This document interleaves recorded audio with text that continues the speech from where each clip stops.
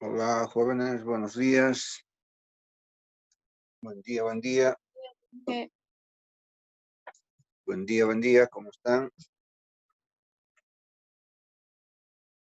Bien, vamos a empezar a revisar los últimos temas que ya corresponden más o menos a lo que se denomina la edafología aplicada. Estos temas que vamos a ir viendo ya prácticamente es una conceptualización teórica que nos va a permitir conocer y saber cómo llegar a hacer esta clasificación de los suelos, ¿ya? Pero antes quiero recordarles que el examen ya se ha colgado el sistema el día lunes, ¿no? A partir del lunes ya está corriendo tanto la tarea como el examen y su entrega tiene que ser el próximo lunes. Bien, si ustedes cumplen ambas actividades, ya de hecho van a tener esos 5 puntos que la universidad indica sobre la asistencia. Con ello creo que no van a tener ninguna dificultad, ¿no? En lo que se refiere a la aprobación de la materia como tal. También se ha abierto un examen extemporáneo, pero no recuerdo si para edafología era necesario. Creo que no, todos han dado, me parece, el examen el primero. Y entonces lo que quiero recomendarles es que no se retrasen en la entrega del examen y la tarea que es hasta el próximo lunes. Luego de ello no voy a recibir porque no, ya una semana creo que es demasiado suficiente para que ustedes puedan cumplir con esas dos actividades, ¿no? Por lo tanto, hagan con calma, elaboren el trabajo y el examen y hasta máximo el lunes envíen por la plataforma para que luego eso sea calificado. ¿Ya? Bien, ahora vamos a revisar uno de los temas que ya es parte del examen final, ¿no? Se llama descripción morfológica del perfil del suelo. A partir de este tema nos adentramos ya a lo que representa, les decía, la clasificación del suelo, ¿no? La clasificación que debemos darle para que ese suelo se le pueda otorgar diferentes usos correspondientes, ya sean productivos o ya sean no productivos, ¿no? Como por ejemplo, destinarlo a edificaciones, destinar el suelo a caminos y otros usos que se le pueden otorgar de acuerdo a sus propiedades que tiene el suelo. Entonces, para adentrarnos a eso, primero vamos a hacer un detalle de lo que representa ese conocimiento morfológico del perfil del suelo. Cuando hablamos del perfil del suelo, estamos hablando que el suelo en profundidad o en dirección vertical de la superficie hacia abajo, ¿no? Está conformado por horizontes. En su evolución, esta es la superficie del suelo. En su evolución, el suelo se ha ido desarrollando a través de la formación de horizontes. Este perfil, entonces, que nos permite ver habitualmente a un horizonte A, que viene a ser la capa parable, un horizonte B, un horizonte C. Acá viene la roca madre o los fragmentos rocosos que han dado lugar a la formación del suelo que está arriba, ¿no? Habitualmente conocido como horizonte R, y más abajo ya se encuentra el manto rocoso, o sea, la roca maciza misma que no ha terminado de intemperizarse o de disgregarse para dar lugar a la formación del suelo. Entonces, cuando hablamos sobre la descripción morfológica del perfil del suelo, reitero, este es el perfil del suelo conformado por horizontes, que cuando hacemos un corte, ¿no?, vertical en el terreno, podemos diferenciar estos horizontes. Uno podría ser por el color que expresan, dos, por la textura que tienen, o esa es una labor que hay que hacerlo en el campo, ¿no? Con un cuchillo hay que ir introduciendo para ir diferenciando los materiales, ¿no? Que donde, donde acaba un horizonte, donde empieza el otro horizonte, donde termina ese horizonte, donde empieza el otro horizonte. Eso se lo tiene que hacer en el terreno, en el mismo lugar, abriendo lo que se conoce una calicata, que enseguida voy a dibujar una esquemita. Entonces, cuando nosotros hacemos este corte vertical en el terreno, en el suelo, para describir y conocer cuántos horizontes, qué profundidad tienen estos horizontes, empezamos a hacer lo que se llama la descripción morfológica del suelo.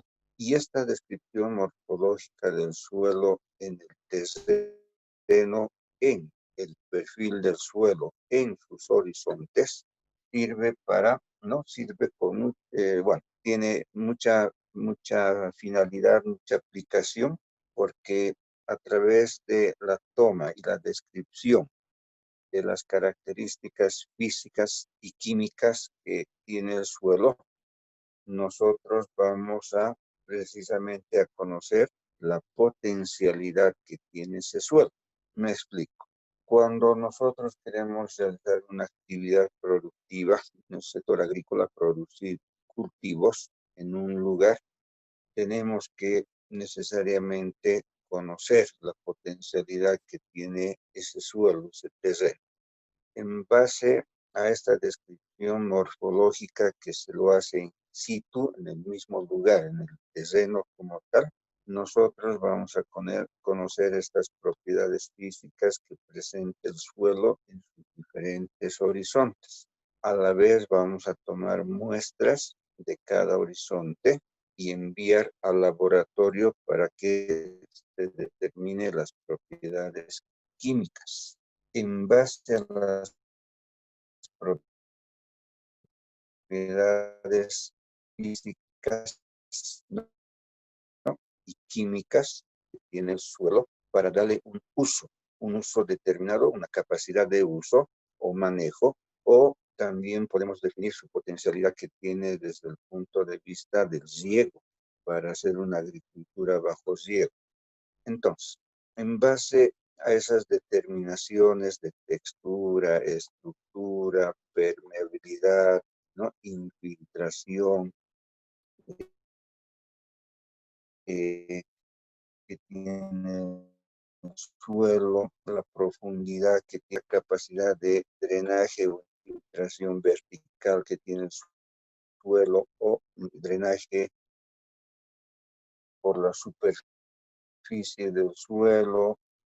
Todo aquello nos permite, ¿no? Con las propiedades químicas que vamos a conocer cuando se envíen las muestras al laboratorio, nos va a permitir conocer esa potencialidad del suelo, ¿no? Para darle un determinado uso o capacidad de uso y una aptitud para regar o no regar el suelo. A ello podemos indicar que, o sea, el objetivo de esto es que cuando nosotros contamos con una superficie grande de terreno, estamos hablando de hectáreas en un determinado lugar, ¿no? Queremos realizar una actividad de uso del suelo y ese terreno, supondremos que toda la pizarra son, por decir, 50 hectáreas. Entonces, todo ese terreno, tenemos que saber si todo ese terreno es apto o no es apto para la actividad agrícola. Puede que no, porque el suelo es muy heterogéneo, o sea, el suelo no es uniforme. De un sitio a otro sitio hay mucha variabilidad, por lo menos en sus propiedades químicas. Entonces, para poder determinar qué sectores del suelo en estas 50 hectáreas que pondremos que es la pizarra, qué lugares son aptos para la actividad productiva, tenemos que hacer una descripción morfológica del suelo a través de un corte vertical llamado cálica,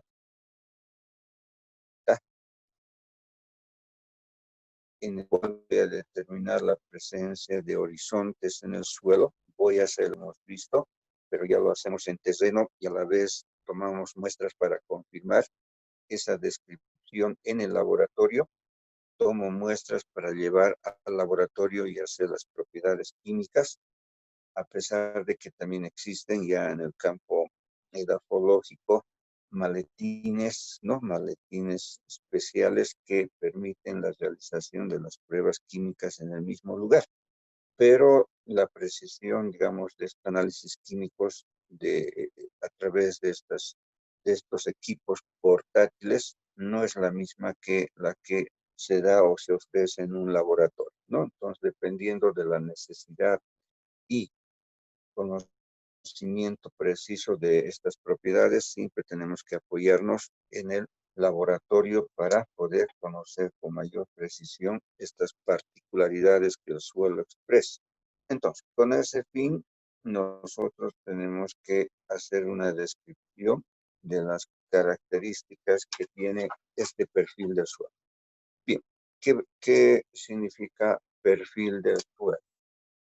El perfil del suelo es una sección o corte vertical, como muestra la flecha, que va desde la superficie del suelo hasta la roca madre, ¿no?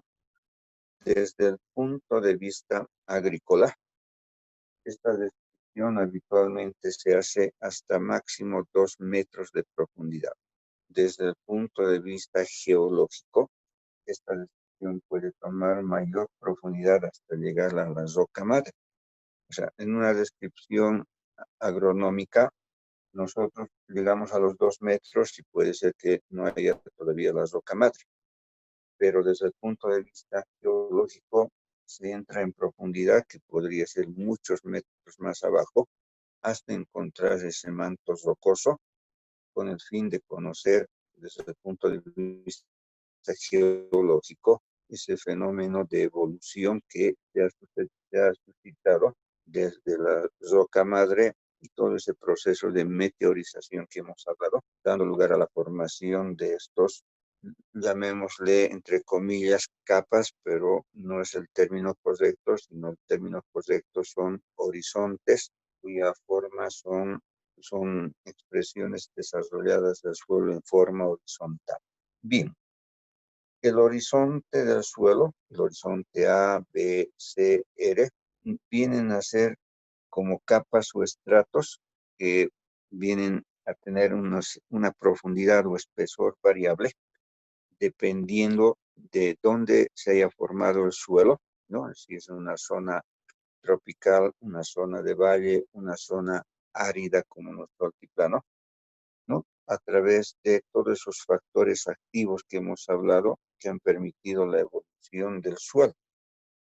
Me explico, hemos indicado que en regiones tropicales estos factores activos del clima, como temperatura, ¿no? Humedad, lluvia, viento, han sido fenómenos mucho más drásticos en el pasado que han dado lugar a la formación de suelos más profundos. En cambio, en zonas altas, ¿no? En zonas frías, en zonas áridas, estos factores activos, poca lluvia, mucha sequía, ¿no? Temperaturas bajas y otros factores que no han sido favorables, ha permitido el desarrollo de estos horizontes muy escasamente, con mucha poca profundidad, inclusive no ha habido un desarrollo completo de los horizontes, ¿no? Entonces, ese estudio permite precisamente conocer esa potencialidad de la cual estamos hablando. Bien, en la nomenclatura de los horizontes que se van formando en el suelo, vamos a señalar, por ejemplo, la aparición de un horizonte O, la aparición de un horizonte A, la aparición de un horizonte B, la aparición de un horizonte C y la aparición de un horizonte E. Ya. El horizonte O no es producto de la formación, esa evolución de la roca madre, sino que el horizonte O es un horizonte que se va formando por la descomposición de la materia orgánica. Las plantas cultivadas en un suelo, al cosecharse, quedan sus rastrojos, quedan las raíces, quedan parte del tallo, hojas. Entonces esa materia orgánica poco a poco se va descomponiendo y se va mezclando con la parte superior o superficial del suelo. En una zona de bosque, los bosques, ¿no? Las ramas, las hojas van cayendo de los árboles, ese material abundante de orgánico se va mezclando mucho más rápido con el suelo, se va descomponiendo mucho más rápido por la condición de mayor temperatura, humedad, mayor presencia de microorganismos en el suelo, dando lugar a la formación de lo que comúnmente se conoce como horizonte orgánico u horizonte O, que en un terreno en estas condiciones se lo aprecia claramente por su color oscuro, un color muy parecido al negro, que en nuestro altiplano, muy raras veces, en pocos lugares, se ha alcanzado la formación de un horizonte O, pero muy delgado, ¿no? Porque el altiplano es un ambiente muy frígido, muy árido, desolado, no hay mucha vegetación, no podemos esperar la presencia de un horizonte o de materia orgánica que dé lugar a un horizonte, pero en el trópico sí existe y es un horizonte muy apreciable en profundidad que se ha formado porque existe y abunda la materia orgánica. El horizonte A es el horizonte donde la actividad agrícola se desarrolla, el tractor, el implemento agrícola ingresa hasta parte del horizonte A, dependiendo qué profundidad tenga. Habitualmente dentro de la agricultura se practica esta labor de remover el suelo, puede ser hasta 30 centímetros, ¿no? Dependiendo del cultivo, cuán profundo sea su raíz, o si es bastante superficial la raíz del cultivo, se preparará el suelo a 20 a 15 centímetros. Eso depende de qué tipo de actividad agrícola estemos haciendo. Entonces, esa preparación incluye la remoción del horizonte A, ¿no? Que comúnmente se le conoce como la capa arable. Entonces, este horizonte A proviene, el horizonte A proviene de acá, proviene de la meteorización del horizonte C, que es la roca. A través de esa meteorización, esa descomposición, desagregación, particularización de la roca, ¿no? En fragmentos cada vez más pequeños, ha ido dando lugar a la formación del horizonte A, ¿ya? Luego está la presencia de un horizonte B. Comúnmente este horizonte B presenta mucha arcilla. Eh, Habitualmente se lo conoce como horizonte argílico de la arcilla. Es un horizonte que se ha formado por la diluviación del material fino del horizonte A. Sabemos que el suelo está formado por arena, arcilla y limo. Entonces el material fino, que es la arcilla, por procesos de gravedad, procesos de presencia de agua y fundamentalmente de lluvia, ha dado lugar al arrastre de material fino. La arcilla ha sido traslocada a mayor profundidad, acumulándose sobre la superficie del horizonte C y dando lugar, ¿no?, gradualmente a la formación de un horizonte B entre el horizonte C y A. ¿Qué característica de este horizonte B? Es la presencia abundante de arcilla, que da lugar a estructuras de tipo blocosa, ¿no? Bloques que son muy rígidos, muy firmes, muy duros, y en la actividad agrícola es un horizonte bastante difícil de trabajar por la presencia de abundante arcilla. El horizonte C, habíamos indicado, viene de la roca, ¿no? La roca se la considera, digamos, la parte superficial como el horizonte E. La roca está hacia abajo, el manto macizo de la roca está hacia abajo. Esa parte superficial de la roca se ha ido disgregando, se ha ido meteorizando, descomponiendo químicamente, y se ha ido formando fragmentos cada vez de ese material macizo, se ha ido formando fragmentos cada vez más pequeños de roca, ¿no?, que constituyen el horizonte C, y a partir de ese material se ha ido formando por meteorización material mucho más fino, en limo y arcilla, que era la. Entonces, cuando encontramos el horizonte C, estamos encontrando material rocoso, no macizo, material ya fragmentado de tamaños diferentes, pequeños, que a partir de ese material que no ha terminado de consolidarse, de disgregarse, ha permitido la formación del horizonte A.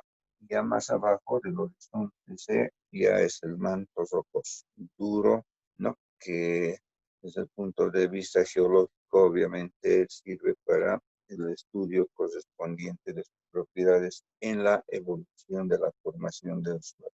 En esta descripción de los horizontes del suelo se utiliza muchas veces, por ejemplo, en el caso del horizonte O, se utiliza subdivisión o uno, o, me explico.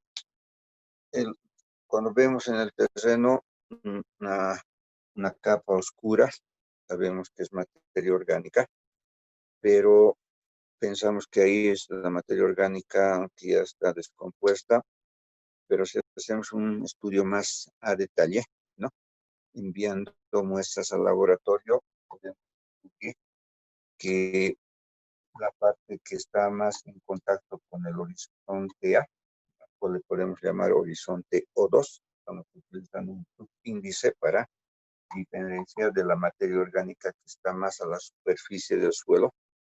seguramente este horizonte O2 ya va a ser una materia orgánica ya más fina, ya descompuesta, ya irreconocible de qué tipo de partes vegetales o animales proviene. En cambio, la parte que está hacia afuera, hacia la atmósfera, es un material orgánico seguramente ya donde se aprecian partes de restos vegetales, hojas, tallos, raíces o de pequeños animales que no están en un proceso de descomposición. Entonces, podemos hacer una observación detallada de la descripción. Se llega a ese detalle para diferenciar inclusive dentro del mismo horizonte O varias subcapas, llamémosle, que permiten saber en qué condición se encuentra en ese momento el suelo, en este caso el horizonte O. Si hablamos del horizonte A, también podemos llegar a esta especificidad.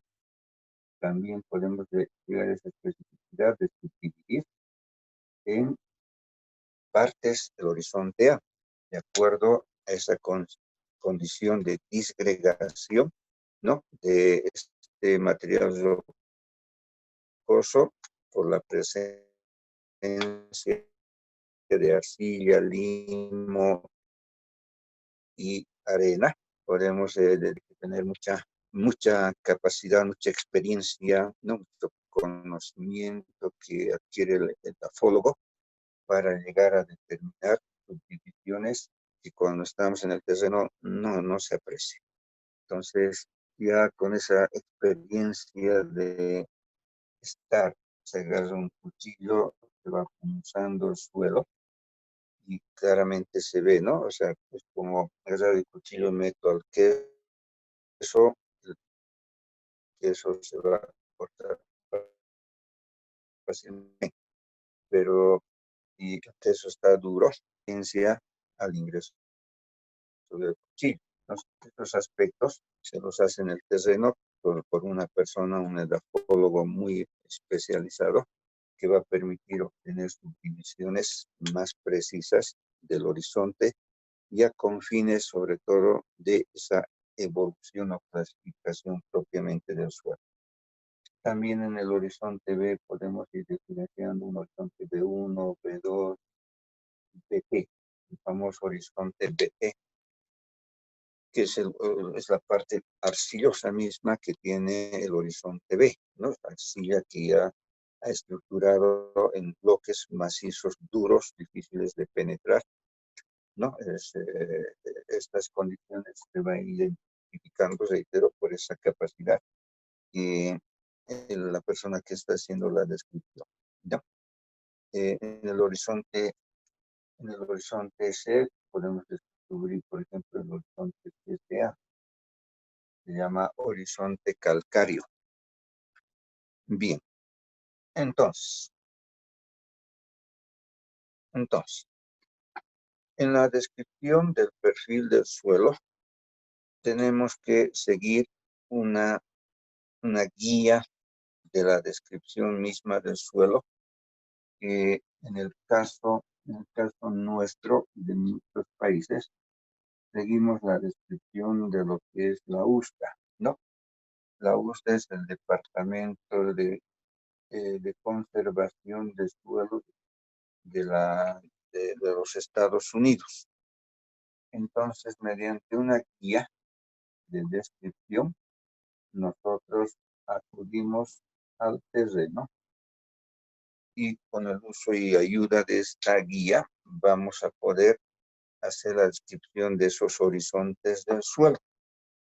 Entonces, acá voy a dibujar más o menos aproximadamente, estamos hablando de esta condición.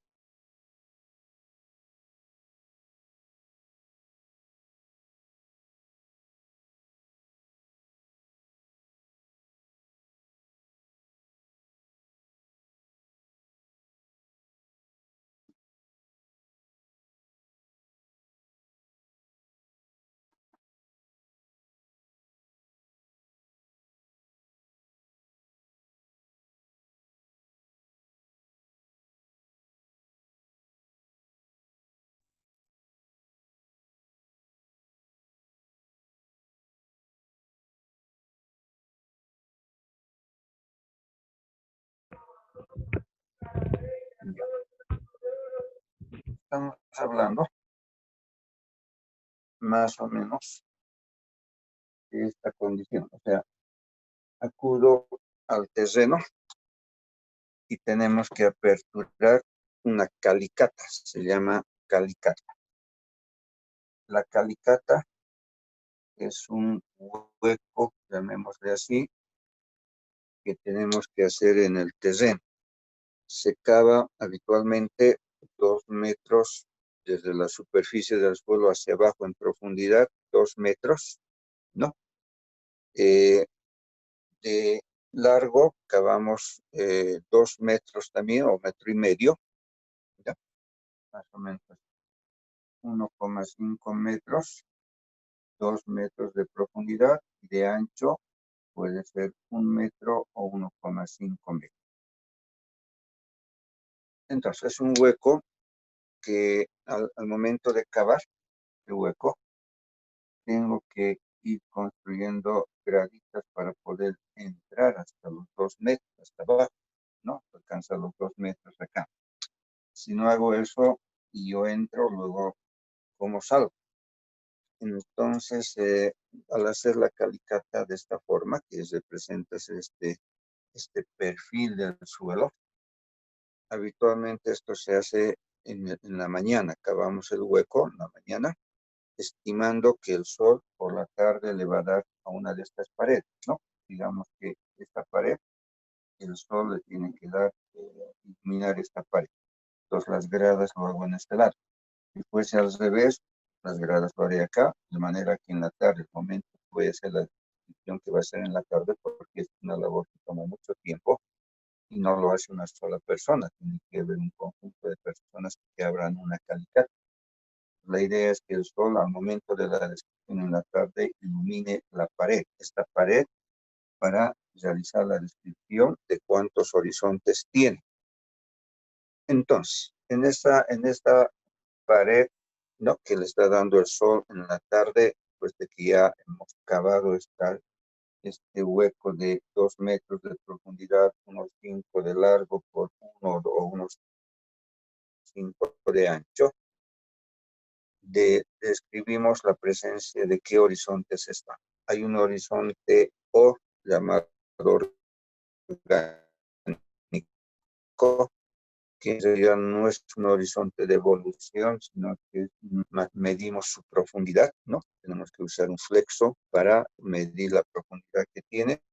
En el área rural, hemos dicho, de nuestro altiplano, tendrá una profundidad mínima de unos 5 centímetros o algo más, dependiendo del lugar.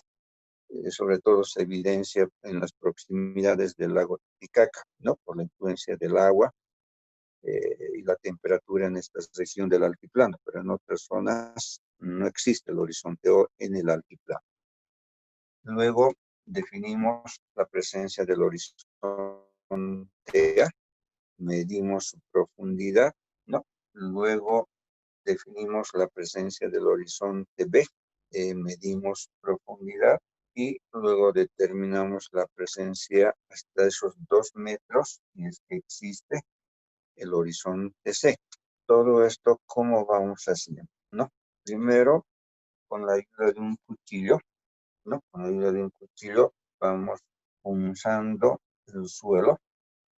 Acá en el horizonte A, el cuchillo va ingresando al suelo y llega un momento, ¿no? En este límite entre el horizonte A y B, llega un momento en que ya el cuchillo ya no quiere ingresar fácilmente como lo hacía aquí arriba.